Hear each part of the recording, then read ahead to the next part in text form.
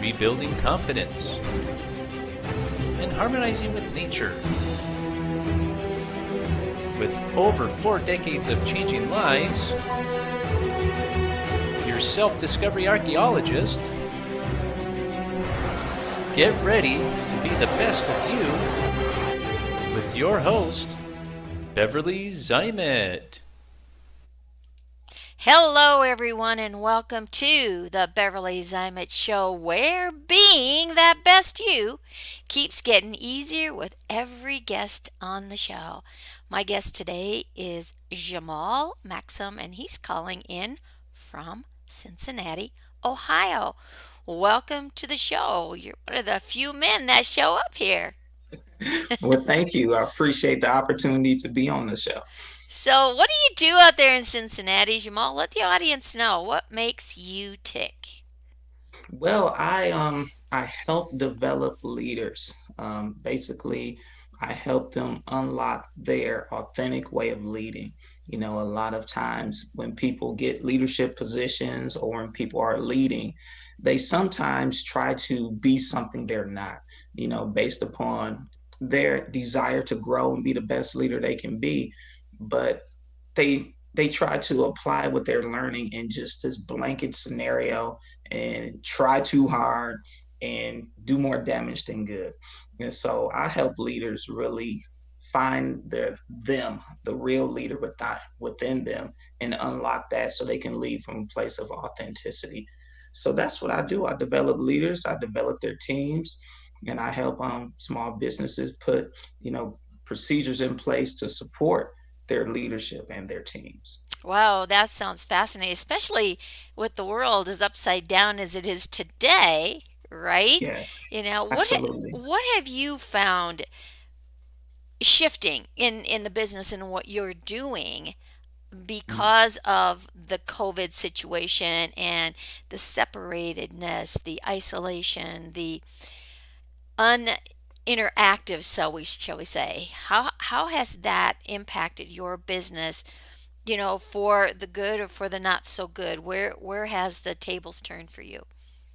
Well, my business specifically, it's been different because there have been some who have wanted to shift their focus and not really focus on leadership development because they're just trying to figure out and determine how they were going to adapt.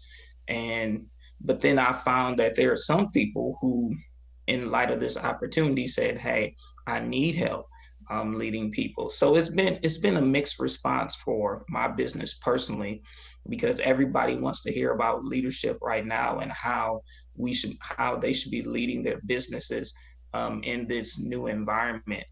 And so that's kind of been the mix for me personally. But what I see, with businesses and how to they're looking for creative ways to stay connected to their teams. They're trying to make a virtual environment be as personable and as warm as a face-to-face environment. And so I see them trying to figure out what to do, figure out how to keep that connection virtually. And one of the things that I share, I share strategies on how to do that. But I also believe that if you weren't connected to your team when you were face to face, trying to establish a connection virtually is going to be a little more challenging because you don't have that foundation to build upon. And so that's kind of what I'm seeing and what the shifts have been, you know. Well, that makes sense what you just said. If you didn't have that connection prior Yes. to, what makes you think all of a sudden, poof, it's going to be there, right? Right. Yeah. Because during times like this, is really a time to really focus in on getting back to the heart of yourself as a leader, getting to the heart back to the heart of you as a person, and really reassessing your values and looking at, is my life in alignment with my values? And do I treat people and how I communicate with them, is that in alignment with my values? Or have I been distracted focusing on to-do lists and tasks and profit margins and things like that? Right. So this is one of those times where you can really focus in on your heart and then try to really focus on connecting to the hearts of other people and demonstrating care, because that's what everybody wants to know right now. Do you care about me? Do you care enough about me to make sure that I'm safe and not put me in harm's way? I've recently transitioned out of education, and I'll preface it by saying this way. For a period of time, I developed leaders while serving as a school principal. And so this is the actual first school year that I'm not serving as a principal and I'm not preparing for school to start. And so I'm seeing a lot of my fellow educators asking that question of their superintendents, or asking that question of the states that are trying to mandate. They're saying, do you care enough about me? I know we're here for the children. We have to educate the children. But do you care enough about me to help us figure out a way to do it where I don't put myself in danger or my family in danger? And so that's really the cry. In other industries, everybody wants to know, do you care enough about me that we can still get done what we need to get done without putting ourselves in harm's way? And so it's that opportunity to say, yes, I care about you. Yes, I'm concerned about you as an individual, not just for what you produce in my business. It's it's all about care now. And that's the shift. It has to be that balance of care while, getting things done. Wow, that is just, whew, that is so touching because it is so true. It's factual, and again, we look at relationships. The Yes. relationships we have outside of ourselves Mm-hmm. are really an impact of the relationship that we have within ourselves, right? Yes, And I absolutely. like the way you put it, in that alignment, situation, but also, do you care? I mean, wow, that is really a slam dunk because it really is about, do you care? How much do you care? And in what manner do you Do care? you care? Right? You Yes. so Yes. so there's a lot Mm-hmm. of different ways of this caring thing, right? And where do we go from here? And it's interesting, a couple words that you were saying, besides the care word, you used the word virtual and you use the Yes. word education. Mm-hmm. So, virtual has taken on a whole different perspective. Yes. So, share with the audience what virtual actually means to Jamal. Well, virtual just means anything that's not face to face. Um, Whether it's live through, an avenue like Zoom or any other Microsoft Teams or any other thing, or something that's pre-recorded. But I would say, business and even education, we've been kind of a little bit behind the eight ball when it comes to operating from a dual place. Technology has been available to operate from a dual place for a long time. Right. You know, in education, they talk about the flipped classroom model, which has been out for years, where kids will watch the instruction on a video prior to coming to school. And then when they come to school, that's the time where they receive assistance and coaching and additional support from the teacher. That's been out for years, but people, in education, they've just kind of said, oh, yeah, this is great. Some teachers can try it, some don't. But they want to stay in that traditional Socratic lecturing method. And so Not in not working so businesses, good this year, is yeah, it? and the truth be told, it didn't work so good previous to Yeah, now there either. you go. You know, so at the school I Right. led, we did a lot of focus on hands-on activities. And when you had to do straight direct instruction or direct explanation, we limited that time because of the kids' attention span. But businesses were kind of behind the eight ball too. Right. They were watching Amazon, take over the space of shipping products and automatic orders. And they just kind of didn't adapt. They just said, well, I'm not an Amazon, so I'll just keep doing what I'm doing. But this opportunity, because I view challenges as opportunities. If I just Mhm. looked at COVID and be like, oh my God, just looked at all the negative and all Wow. the Yeah. negative that's pushed on the media, because they don't report the how many people recover. They just kind of report the deaths and have the ticker toll, on the thing. And Yes. so, if we don't use this opportunity as a way to really shift business and education to where it should have been 5 years ago, Hmm. then we'll be definitely we won't make it.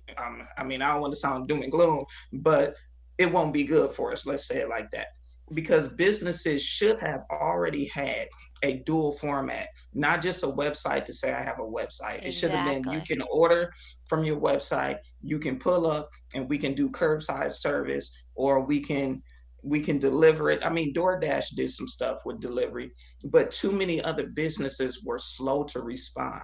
And I think with this situation, it caused everybody to like respond extremely quickly. And we shouldn't have had to have a pandemic to tell folks to wash their hands. I mean, to me, that was no I brainer. know, I know. It's We like were I'm already thinking washing like, our hands. What the heck is this? I mean, like seriously? Oh, well, there's this art to washing your hands. It's like, "Oh my God. This is something you were taught like when you were an infant." You know what I'm saying? Yes. It's like, "What is this?" I mean, it was almost degrading to the human, Yes. It's like, Yes. "Oh my gosh." But, and again, it added to the fear, right? It's Yes. like, well, It added to the telling fear. you're doing something wrong, right? Hmm. But I really like what you just said, Jamal, about, you know, we are 5 years behind or more in how business should have been done, how education should have been done. I mean, more and more kids are dropping out. Why? Because there's no engagement, there's no excitement. They are in a world of technology, right? Yes. They need different things than what we needed, Hmm. in generations and generations. And I go back a lot further than you do. I can tell you that right now. And again, when you look at where that shifting happens and what's going on, how do you keep their attention? So the reason why I asked you about this virtual thing, because um, I partnered up with a friend of mine here in January, actually before this all started, and we had been talking about a year ago to be able to do something virtually because I teach workshops, right?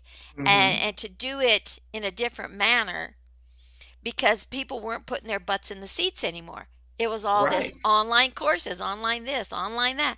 But what we were missing was that interaction, that connection, that ability to Yes.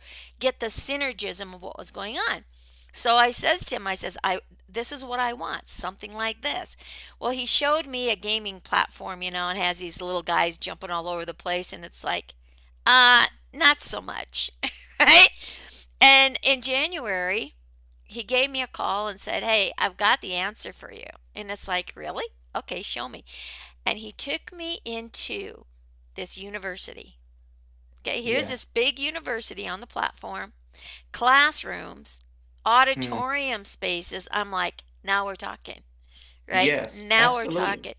Well, since January, things have expanded way, way much more into what we've done. We've actually started a business, and we went into business in February. And now we have the education system looking at us, actually out of Chicago right now Good. and one out of Louisiana. It's like a way to do this because we can create in that virtual reality environment on a platform where kids can come in there in their little avatar form, but have the connectedness, have the classroom environment, at the same time learning with all the senses where they are in technology That's to awesome. keep their attention and to really work with that hands-on ability and stuff. So that's kind of what we're doing in that field. But we've also took business Hmm. into the virtual reality world where we've created boardrooms. I mean, we're getting this Zoom fatigue, is what they're calling it now, right? Hmm. Again, it's all the static. There's so much static going on in the virtual world of what we're calling virtual, which is just being connected in a sense like what we're doing here, right? Yes. We're connected, but we're not connected because you're over here in this square and I'm over here in this square. Now, if there were a lot of other people, we'd all be in our own little square, but not really connected.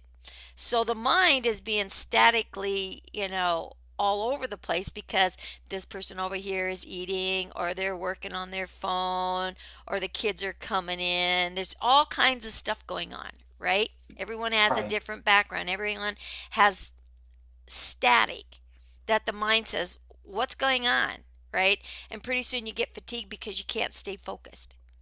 When you're in that virtual reality platform, here you are sitting around a boardroom, everyone in their home, because they did find out that working from home really does work, Mm-hmm.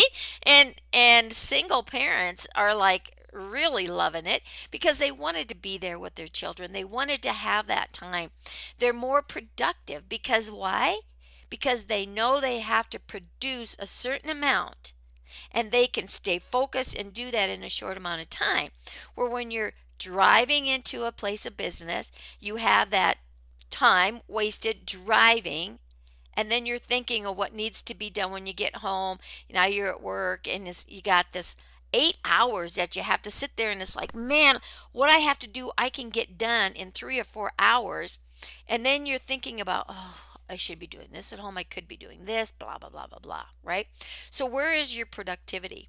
So there's been a major shift with that, Yes, right? absolutely. But again, when you get on a Zoom and now you're going through what the daily stuff is, what the weekly um, attendance is, and what's going on for that week, right? Mm-hmm. But if you're sitting around a boardroom, you know, and so you look up, and here you are, everyone is in there. The mind, it's the psyche that says, wow, hey, you know what? My fellow employee is sitting right here next to me. They don't see the avatar. They actually hear the voice and see the person. Now we're in a communication. Now we can discuss what's going to happen. We can throw up on the board, a PowerPoint, you know, and really get the points across. We can have an interaction. We are there in a synergism right next to that other person. Yes. And so this is where we've taken a lot of business, where we've taken education, we've taken any form of art, any form of activity, and created it in a virtual reality world to return to the connection.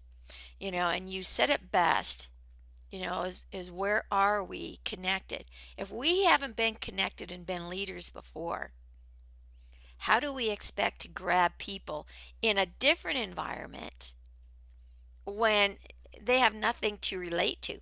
They know you as the way you were, Mhm. right? And so it's almost harder work now because of the separation. How do you bring that back together, right?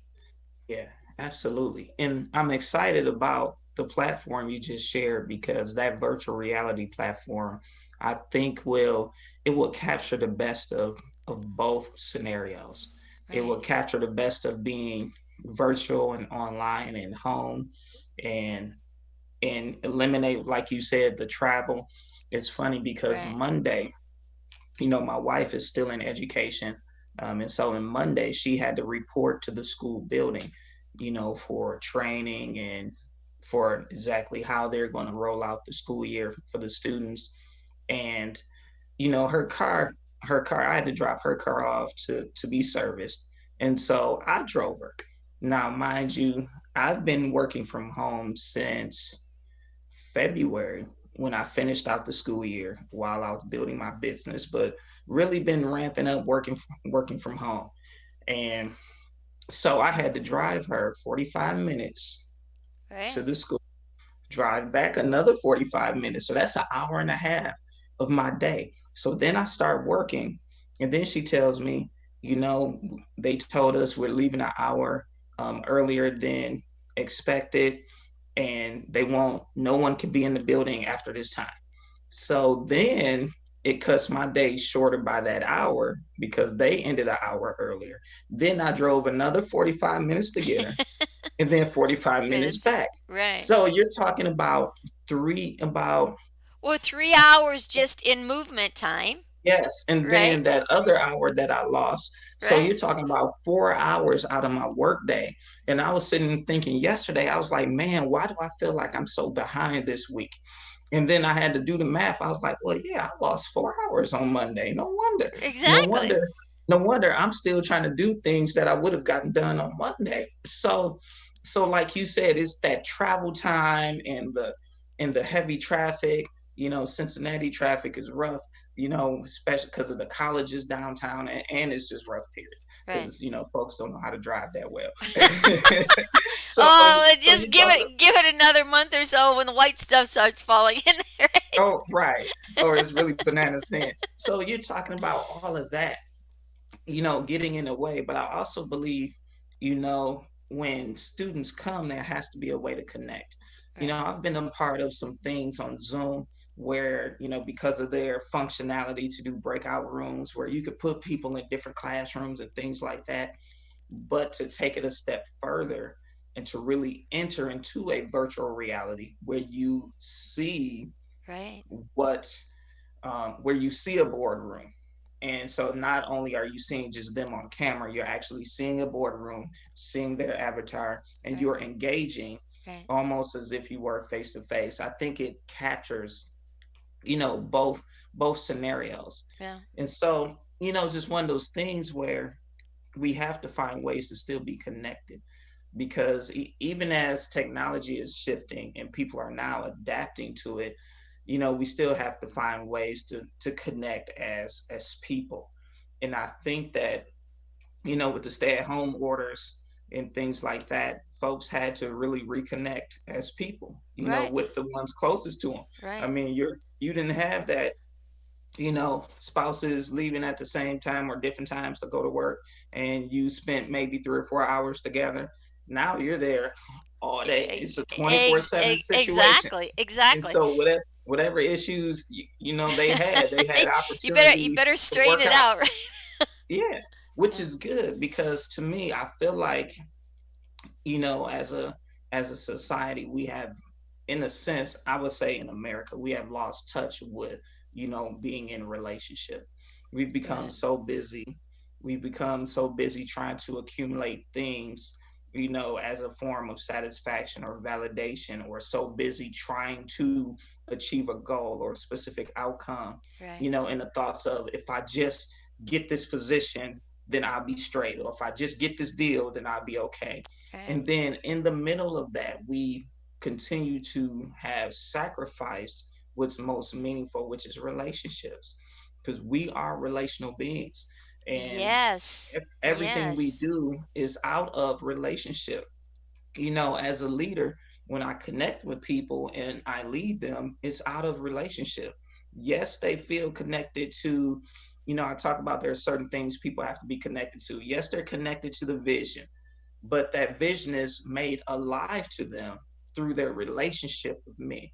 Yes, they're connected to pay, but that pay is satisfactory and is a bonus because of their relationship with me. And so everything we do stems from relationship and being connected and feeling like we are a part of something. And so even as we're getting to the place where businesses should be operating as far as technology, like I should have been able to do phone, I should have been able to call in my pet medication and they bring it out when I pull up. That should have happened a long time ago, Right. instead of sitting in there waiting. Who are you here for? What do you need? That should have happened. But Right. now that they have made those adjustments, we still need to and the virtual reality is very good, but we still need to find ways for face-to-face contact, Right. because I feel like if we lose that, we lose the essence of who we are as humans, because some people's love language is physical contact, physical touch. And Right. I'm not talking about love language as just romantic, but I'm just saying just how we receive love, Right. the brotherly love, the humanity love. And so for me, I gotta be around people. I gotta hug people, give them high fives. I I gotta know. I I gotta do that. know. And Yeah. so we can't lose that, in while we are advancing. You understand what I'm saying? Oh, I more than understand that because I'm right there on the same page with you because we are a society of see, touch, taste, smell, feel, right? I mean, it's part of that. It's part of our environment, right? And that interaction. So again, it's how do we repair that? I mean, I'm a people watcher. Okay, I love watching people, always have, and with the way the world has gone upside down, inside out, and backwards, it's interesting when you go shopping. I mean, you just go in the store, just go to the grocery store, right? And Right. how people are like so afraid to even walk down the same aisle with you, walking, close by. It's almost like you just feel their energy just, oh, I got to get away from you, and it's like, whoa, what is this? I mean, Hmm. that's so foreign to me. All right, especially when you're a feely, touchy person, like you put it. But still, to be able to observe and watch what's happening. And then you see these little kids that are being like not able to like just be themselves and being Yes. over guarded, right? It's like, wow, what kind of society are we creating here? Again, the pendulum swings, right? We have a pendulum that swings one direction and then it swings the other way before it comes back into harmony. Okay, where can we take that, because it's up to us as humans to be able to say where is this pendulum, and let's get it back here into some alignment, as you had mentioned earlier. We need to know where that pendulum is swinging to be able to bring it back into some form of harmony and balance, right? Yes. Regardless of what that is. And Yes. fear does not bring That's things it. back into alignment, That's it right there. You right? hit the nail on the head. So it's Yes. like, but what are we being pumped with? Right? And Yes. like you say, changing. There's so many things that should have been shifted in business and in education Hmm. that needs, and now everybody's scrambling. Oh my God, oh my God, oh my God. Right? Okay. Right. Where do we meet the outcome? Right? Yes. And so, and personally, if someone would have told me a year ago, or if they would have even told me in January of this year that I'd be involved in a business with virtual reality, bringing together some harmony and connection, I just said, I don't even know what you're talking about, or what are you smoking, right? But here I am, really in depth with this, and it's going even further. And now, I mean, when we've been talking about it for quite a few months, we've initiated things with businesses and with education, and it was like, yeah, yeah, yeah, okay, all right, it's a nice concept, it's a good idea, sort of, maybe, but nobody really like jumped.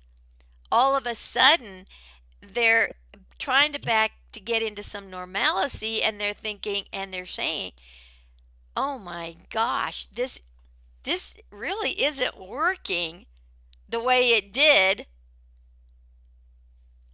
last year, the year before, the last Right. 150 years, right? And again, we look at what is education all about. Yes. We need those basics, reading, writing, arithmetic. We really do need those sciences, but we also need the arts. We need the Yeah. beauty of what's around us. We look at where nature has gone in these last months. The pollution. Let's take a look at that word pollution, Hmm. right? What's up here that's polluted? Yeah. What's in this physical element that's polluted? Because it all starts with a thought. Everything that we see out here on the planet in this creation all began with a thought. Hmm. And to be able to recognize those patterns, to be able to recognize the power of the mind. I had a I had a gentleman on here several months ago, and we were talking about the mindset, and the belief system, connecting the heart and the mind, and the consciousness and all of this. Yeah.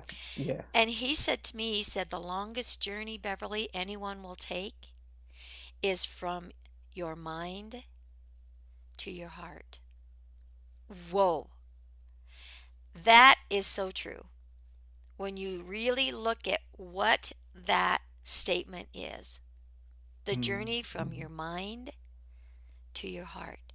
Because your mind is connected with what? The physical brain capacity that triggers what? It triggers the brain of the heart, yes, right? absolutely. Which then, between that capacity of your neurotransmitters working through your electrical system, which we call the nervous system, has to trigger and fire any movement, any activity, any action, any thought. All things go through the mind to the brain, the heart to the knowing, the feeling, and it works together in that creation, right? And Yeah, it's not very far to go from here to here, but it's the longest journey we will ever take to connect. And that's what you said, Jamal, right there at the beginning. Connecting, align, align, align. yes. And there's a couple of things you said that were awesome that I want to really speak to as well. The first thing when you talked about that pendulum swinging, Right? we saw that, and I find that I see that in society, I see that in business, I see that in education. We go from one extreme to the other. Right. So we went from this extreme of being super busy, super busy, super busy, and especially in education, everything they go through fads and trends just like everything else. And then now we swung to this place of fear, almost, that was fed by fear. So now it's like, don't touch anybody, don't get near anybody. You don't know who has what. They could have it. They could have it. To They the point where always now, did. That's the right? crazy part. Yeah, and to the point now they have trackers on the phones. The Oh, most recent update on my iPhone saw a COVID tracker where you can turn it on and it'll track everywhere you've gone. So if you get diagnosed, it can track those different places. And so now it's swung to this fear-based thing. But to me, I see those of us who have influence, we need to kind of pump the brakes on this pendulum swinging and say, look, that's too extreme. right. Let's be right here in the middle. Yes, we business needed to reform. Education definitely needed to reform. Education was, I would say, 40, 50 years behind. They were still teaching as if we were in the manufacturing industry and weren't adequately preparing people for technological positions. Right. And Right. so and then when you kind of stir it up a little bit, they say you're progressive. Like, no, I'm just actually current. you know, and so yes, those things needed to adapt and adjust. But now let's not let it swing to the point where we're so fearful of connection, and city ordinance are saying you can't be outside without a mask Oh my on, and goodness. Yeah. people, they have hotlines where you can report people for not wearing a mask. And you know one night they tried, Cincinnati wanted to impose a curfew because of demonstrations. And I was sitting there thinking, I was like, what, Cincinnati didn't have any violent demonstrations. All of their protests were peaceful. They had some that had men in suits. I mean, it was all kind of peaceful things, and they wanted to impose a curfew. And I said, when did the city get the right to tell me what time I have to be in a house? I haven't had a curfew since I was in seventh grade. You get what I'm saying? And I I do. said, and I do. And and it was, and you almost need to laugh at it, yeah, it's when like you people, really start to break it apart. It's crazy. yes, it's like people were taking out of fear, going to the extreme, Yeah. and almost taking away certain basic rights.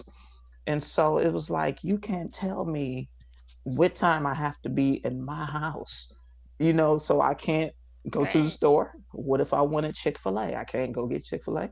I mean, so it's like all of these things that were happening. So we have to say, let's pump the Right. brakes. Let's be cautious, but not fearful. And to me, that tone is set by leaders, business leaders, Hmm. government leaders, people of influence, whoever has a platform, that tone is set. We're going to be careful, but not fearful, Right. because we can't. I saw a picture of someone who, and it was an advertisement for geared towards churches and nonprofit and faith-based organizations. And this advertisement, said something about you can still have Bible study. I can't remember exactly what it said, but the picture of it is what stuck with me. They were advertising to faith-based organizations, but had a picture of a lady in a hat with a mask, a face shield, and gloves on, Oh holding the my Bible. gosh. I said, wait a minute, is that what our society looks like now? Where people even go to houses of worship with face masks and gloves? It's like, stop it. Let's all calm down. And so we have to really keep ourselves, like you said, find that place of alignment. Yes, we had to adjust, but we can't let it go too far Right. where we're no longer living as people, but we're fearful robots. Don't come out your house, and if you do, go straight to the store and come back. Let me hoard all the toilet paper because I don't know when it's going to be available again. I mean, That it's like, was a stop. big joke, wasn't it? It's like, hey, wait a It's minute, like, people. wait. It's like the wrong end you're looking at here. I was like, come on, what is the big deal with toilet paper? And so I just feel like we have to find that place and say, stop it. And like you Right. said, it comes from the alignment of the mind with the heart brain, Right. because our hearts is really the seat of our passion, our emotions, and our desires. But our hearts are controlled by thoughts. And those thoughts, if we don't, Caroline Leaf said we have 20 seconds to address a negative thought. Otherwise, it begins to build cells within our brain. Exactly. And Exactly. so it's like, what are we thinking about what we encounter? It's not so much to me as what we encounter. It's what we think about what we're encountering that makes the difference. Because if we have negative thoughts about it, then it becomes a part of we begin to have negative emotions, and then we begin to feel a certain way. And then those feelings then reinforce more thoughts, and then we begin to act irrationally. Right. So it's almost like, yes, we should feel, but we also need to like see where this place of alignment is. Let's see, what can we do to improve business, improve education, still be safe, and still be people, where we can interact and have fun and, excuse me, and still gather without looking at everybody suspicious, wondering who has it. Do you have it? Do you have COVID? Do you have COVID? Could you give me COVID? I mean, You know, we can't live that way. no, no, we can't. And again, it's the ridiculousness of it. But again, it's that Yeah. pumping, you know, you hear it, you Yes. hear it, you see it, you hear it, you see it, right? And it becomes habitual. It becomes a belief system. It becomes a habit. Yes. And that thought, we have billions of thoughts every day, right? Yes. And it's to recognize what that thinking process is, right? We have Mm-hmm. a lot of time on our hands. What are you putting in here to feed, right? You Yes. know, the technology's great. What's on the technology sometimes not so great, right? Right. Right? So, again, we live in this duality world that is so Yes. upside down, and again, we lose sight of our own ability to process what our thoughts are, right? That's And when good. you really start to look at what am I thinking? How many times have you said that prior to what's been going on right now? Oh my gosh, what was I thinking when I done that? The Yes. problem was you weren't, right? Okay. Mm-hmm. So now you recognize a thought that went in one direction. Well, how do you make it go in another direction? It's by shifting that thought. Who has the power to shift the thought? We do. Right here, Yes. right here. And it's like that in a split second. You can't have Yeah. both at the same time. I wrote a book called Which Side of the Fence Are You On? which is the Mm, duality world, right? Because you yes. you can either be happy or you can be sad. You can't be both, Yes. not at the same time. Totally impossible, right? Yes. So where do you want to be? You want to be on the happy side or you want to be on the sad side? You're going to straddle it and say I'm going to be half happy and half sad? Not so much. Doesn't work. You can't have them both at the same time. Maybe you'll flip back and forth and it'll drive you crazy, but you can't be in two places at the same time. Whether it's in your thoughts, whether it's in your physical element, doesn't matter. You Yeah. know, there's a saying out, and I use this all the time, and I live by this. It doesn't matter what other people think of you. It matters what you Yes. think of you, You think of you. right? Absolutely. So where is your thought processing going? What the mind can conceive and believe, it does what? Achieves. There you go.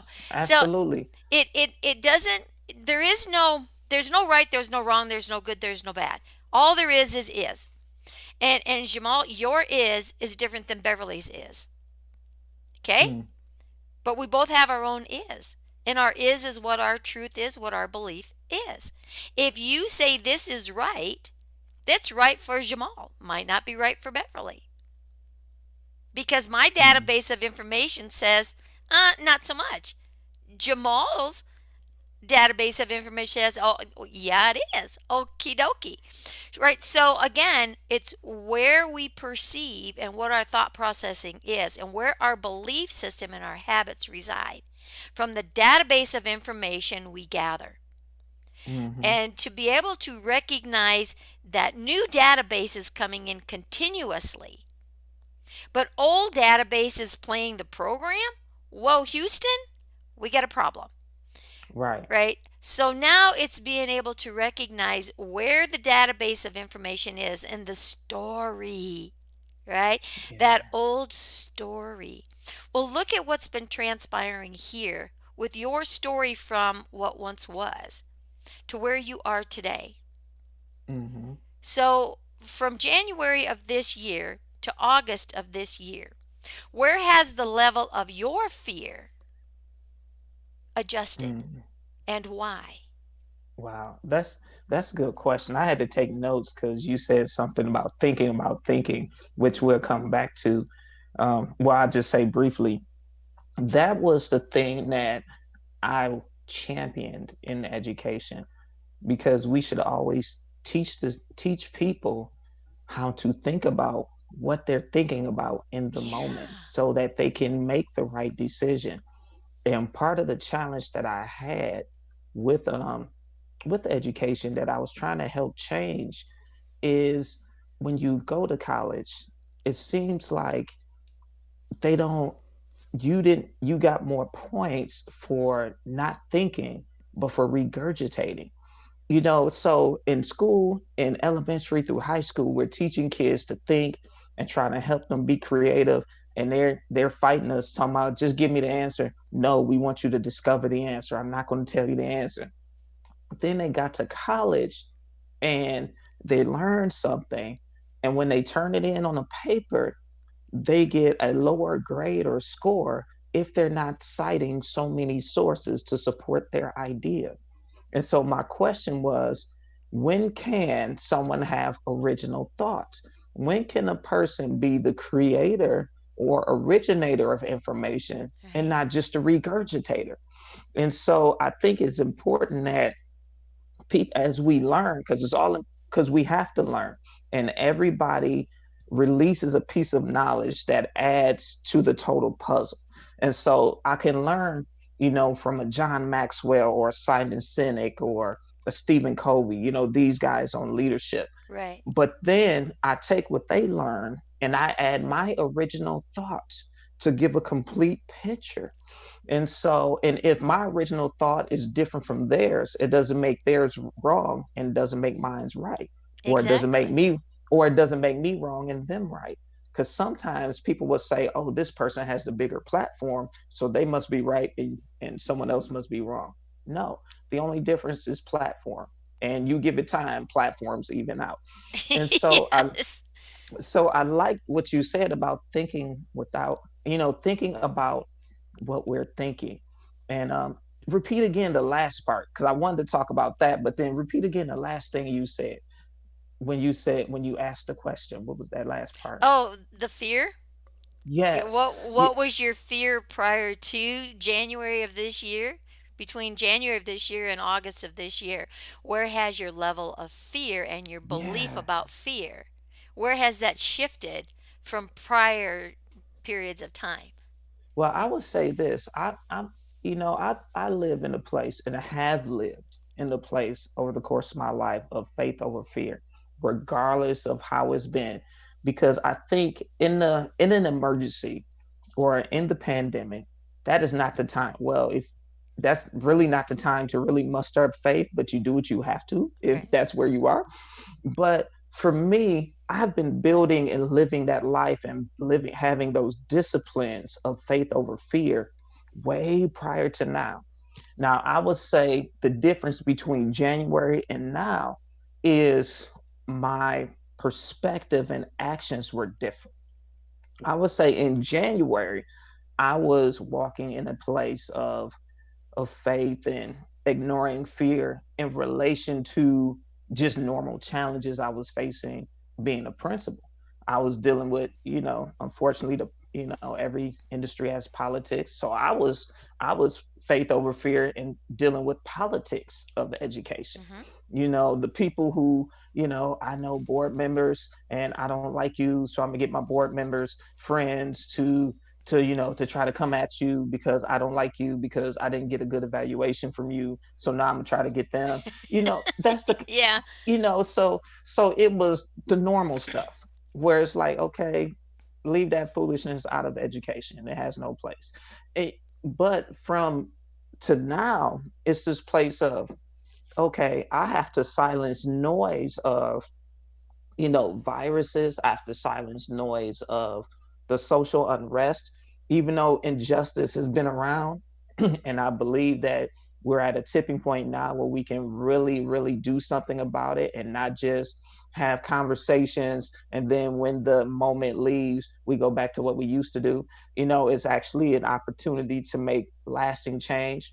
But then, me being a male that's black and a person of color, I had to deal with suppressing any thoughts of people trying to say, oh, you need to be careful. You shouldn't drive nowhere at night. You need to do this. You need to do that. So there were different points of, I would say, overcoming, because every time a fear would try to come to me, I would address it. I would say, no, I'm not going to live in fear. And one of the ways that I've learned to control thoughts and which control my emotions is when I feel something trying to come that I know doesn't belong to me. Because, like you said, we think a billion thoughts a day, and some of them thoughts are not ours. We just kind of stuff just hits our brains. Exactly. And so I've learned that instead of trying to deal with the thought, because that kind of doesn't work, I use my words. So and when I speak something, it kind of reinforces something in my heart brain, which then causes my mind to align. And so I would speak it. I'd be like, no, I'm not going to be fearful. I'm not going to be scared to drive anywhere because I'm a black male. I'm not going to be afraid to talk to anybody. I mean, I'm gonna use all the precautions that are necessary, but I used to wash and sanitize all the time anyway. That wasn't new to me, and so I'm going to use precautions, but I'm not going to be fearful to talk to my neighbors. Stand across the street and try to have a conversation yelling. That's not working. And so No, I just it's not. chose. So I had to make conscious decisions. So between February and now, my my belief system and my overcoming of fear had to become more conscious because of all of the things that are coming up and all of the propaganda that's out there and all of the messages of fear and all of the worry and people being scared, and not just with media, with people, they're fearful for you, so they say stuff. And so it's like I had to be more intentional. Well, prior to that, I was kind of like in autopilot. It was like, okay, I'm gonna go observe this teacher, go do this, or I'm gonna plan this workshop, go do this, that kind of thing. Yeah, had to deal with challenges, deal with somebody's um, perspective or bad attitude, had to coach somebody who's had a good attitude. So it was one of those things where, yeah, some parent had a concern, let's sit down and talk, so it was the normal thing. But when this situation hit, like we said about thinking, I had to be more Right. conscious of my thoughts, and I had to be more intentional about what I thought, intentional about what I said, and intentional about how I responded. And so I had to watch my words.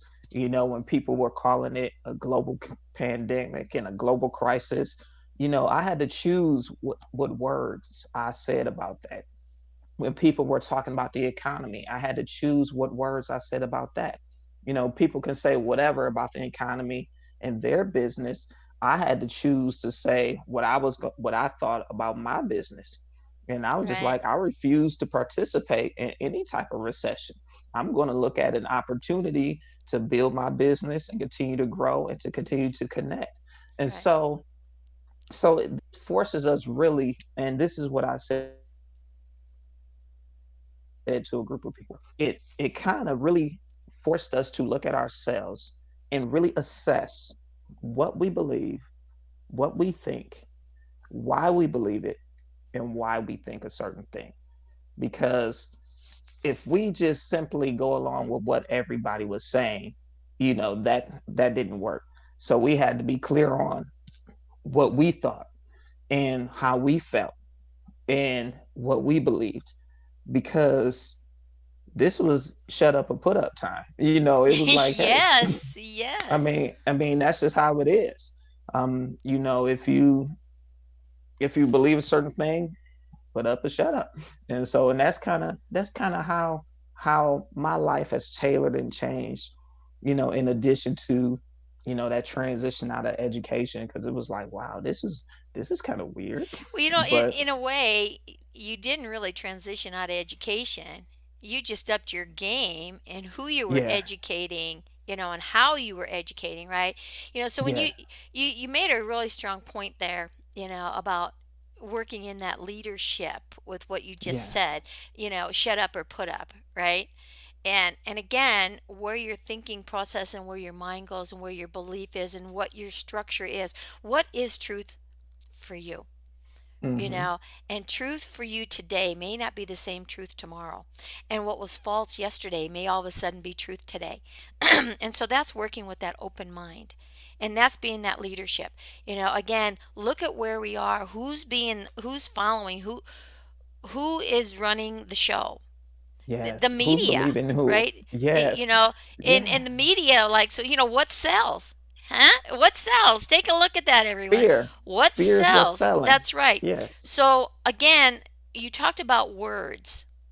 yes, One word can mean something completely out of perspective, but because we are in this fear thing, right? Oh, so and so said.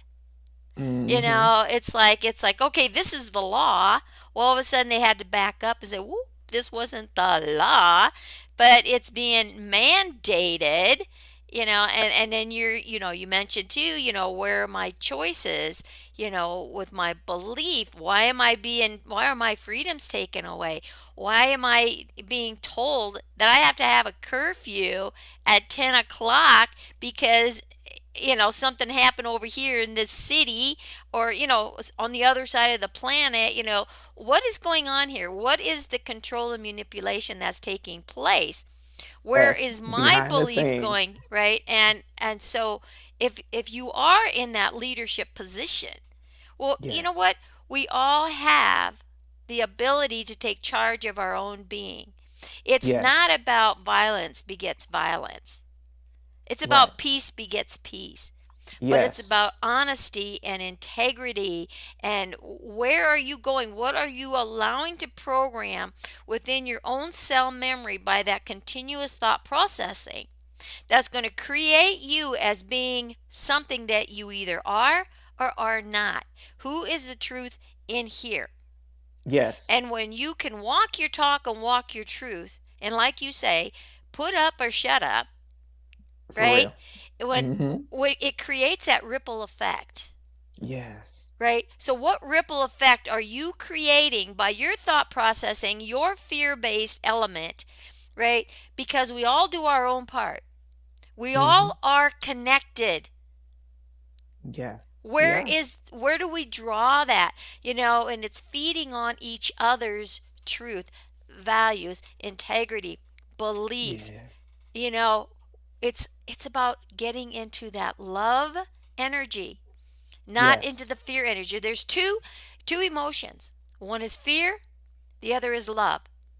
Remember I said you can't be on both sides of the fence at the same time? Where are you? You're either living in love or you're living in fear. You're either dying or you're living. What are you doing? Are you Yes. living or you're dying by the thoughts and the actions and the activity of what it is that you're showing? Because I will guarantee you, science says, and this is the way energy works, no matter what, it's been proven that what Mhm. you think and believe is what you become. And if you are in fear based and your fear and your thought process and your cell memory now, you're feeding it saying that this is what you're going to become, you're going to get sick. Well, guess what? You're That's sick. exactly what you're going to Self get. self-fulfilling prophecy. There you go. And Yes. there no better words have been said. It is a Yes. self-professing philosophy. It's truth. What Hmm. you believe your truth is what you will create within the essence of who you are. So, if Yes. you can put that belief in here that turns you into dysfunction of any form, then who's to say that you can't put functionality in here, right? Again, duality. What side of the fence you want? Where's your belief? Are you believe that you're going to be healthy? Or are you going to believe that you're going to be unhealthy? Hey, it's your choice to do or to not Okay. to do, to be or to not to be. You talk about faith. Hmm. Okay, what is faith something you have when it's like going to work for you? Mm. Well, where's your faith now in the face of fear? Yes. Where's that belief? Your faith is your belief and trust within the essence of the human element that you are. Hmm. Where are you taking it? Who's running your show? Yes. And it's easy to trust in yourself, trust in things going right when everything in your world is like you want it. Yeah. It's easy to do that. When things are clicking, it's like, hey, yeah, I'm confident I can overcome anything, you Yeah. know. But the key is when that confidence is tested, where is your belief then? One of the things I told a group when I was talking to them about leadership, because I talk a lot about being a champion leader, which sounds very posterish, lead like a champion, but I tell them you cannot be a champion if you never have to overcome anything. Champions Yes. are not champions simply because they woke up and said, hey, I trained, I'm a champion. No, they trained and then they either competed and won or they had to overcome some type of challenge to be named a champion. Right. And so, and that's why I equate life that way and even leadership. We prepare, we learn, we grow. But then when life throws challenges at us, we have to find ways to overcome them, regardless of what that overcoming will look like. Because Mhm. sometimes people will have one definition of overcoming a challenge that's completely different than what they actually experience. And again, it's that thought process. They'll say, well, I didn't get this, so I really didn't win. Well, yes, you did. Did it destroy you? No. Did you come out better? Yes. So who won? And so it's Right. that thing of really walking out our values, like you said, and really being clear on them and not allowing ourselves to be programmed by anything or anyone that would want to taint those values or have us follow theirs. Right. And so, I think where it's critical. that we really focus, like I said before, we focus in on being in alignment, being in alignment with who we really are, and expressing that to the fullest degree. And as you said, it's about love is the key, and really just demonstrating a life of loving and serving others. That's what leadership is about. That's what humanity is about. And even in the middle of the social unrest, one of the things that I said to people, and I put it out on Facebook and everything else, because there were two sides to it. And I took the time to clearly share that, not two sides to that situation with George Floyd, because really there's only one side to that. But I'm saying two sides to racial injustice right now that people have to see in order to have reconciliation. And I really don't like using the word race. I use ethnic groups, because there really is only one race. There's one group of humanity, and pigmentation and things like that adapted and changed based upon location. Right. And so what I say is this, is that there are people who don't like people of a darker skin because of a belief system that they allowed themselves to believe, that either was taught by someone they know, or somewhere, or they picked it up somewhere. Jim Crow wasn't too far along, even though we think, oh, that was the 1960s. But you talking about over 100 years of belief systems that came into law, that when the law was abolished, the belief system was never addressed. Because laws don't change hearts. Laws only govern behavior through punishment. And laws are only as good as its enforcement. So you're talking about belief systems. Right. But then on the other side, you have some people of color, and I say some, who basically then had a belief system against people who were not a person of color. Thinking, okay, people who are not people of color must hate me because I'm a color, or this. And I'll just flat out say it. You go from one end, a white supremacist thought, to a black supremacist thought. And I would tell people none of those are right. Well, see, you You got that know, pendulum again. yeah, to Right? go from one Extreme. extreme to the other. And Right. so I was very clear in a session that I did about racial reconciliation, that none of those thoughts are right. And so any belief system that tries to put one person above another, regardless of whether skin pigmentation is the use, or whether it's money, because sometimes it can be a class system based upon Sure. economics and income, or whether it be because of location. Some people say, well, I live in this neighborhood, so I'm better than you, kind of situation. What any belief system that tries to put one person as being better than another is wrong. Everyone is different. So, and everyone is skilled differently, gifted differently. And some gifts haven't matured, some skills haven't been developed, but everyone basically is on an even playing field, to the sense of, as a human, we are all the same, we are all equal. Now, if I put in the work and I develop my gift more than the next person, they can't get mad at me. They just need to put in the work and develop theirs. And so, but it's that, like we were saying, that belief system to me has to change, because in this point in society, we see multiple things being addressed. We see the integrity of politicians being called to question. We see people who, getting fired left and right, in our government. I'm like, wow, I've seen more people fired in our government these past 4 years than ever. And then we see we see other governments responding and doing stuff.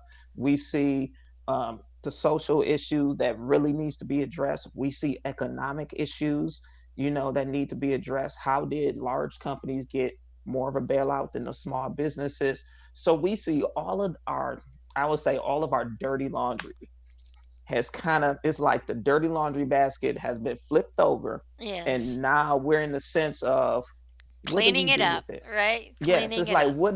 what do we really do with it, so that this next generation can live the life that they deserve to live, and not just them, so that we can live the life we deserve to live, and Right. not accept the dirty laundry as normal.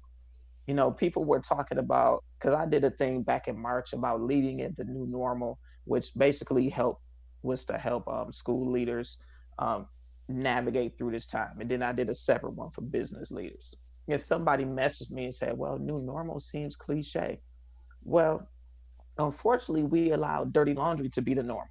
And so now in this new era, how do we clean up the dirty laundry, and how do we really establish a better norm for ourselves and our children, one that's based upon integrity everywhere, equality everywhere, sound, up to date, relevant business practices, up to date educational practices, where humanity is moving forward together in a sense of love, but an advancement. And so those are the things we have opportunities to address right now, in our culture. Yeah, that is well said, and that is a great note to end on. And we are going to have to get you back on the show and pick up where we left off here because it is about that new normalcy and how that's going to function.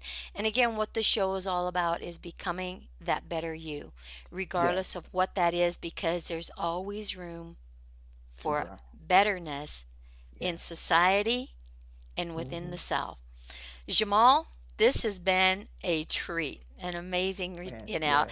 and another thing I so love about the show is we had never met before. Here Mm. we showed up here at 8 o'clock this morning, right? And said, "Hey, we're just gonna have a talk." Okay, wow, look Wow. where it Yeah. went, and Yeah. the information that you shared here today is powerful. And Thank you. again, it is about the leadership of the self of who you are, right? Yes. So, Jamal, if people would like to get a hold of you, what's the best way to find you? Where is your contact information that they can reach out to you if they want to have a deeper conversation or if they'd like to have you assist them in that leadership direction? Yeah, absolutely. My website is jamalmaxam.org.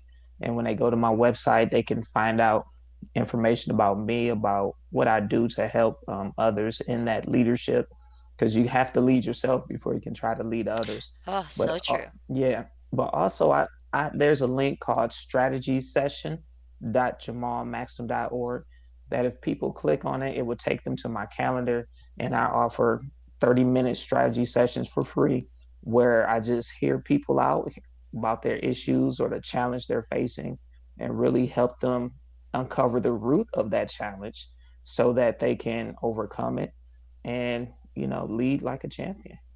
There we go. You heard it. Yeah. Lead like a champion. So, with Yes. that, go out there, lead like a champion, and be that best you that you can be because Jamal and Yes. I are going to be champions and be the best Yes. we that we can be. Thank you all for joining us today. And comment below and let us know what you liked most about the message today. Bye for now.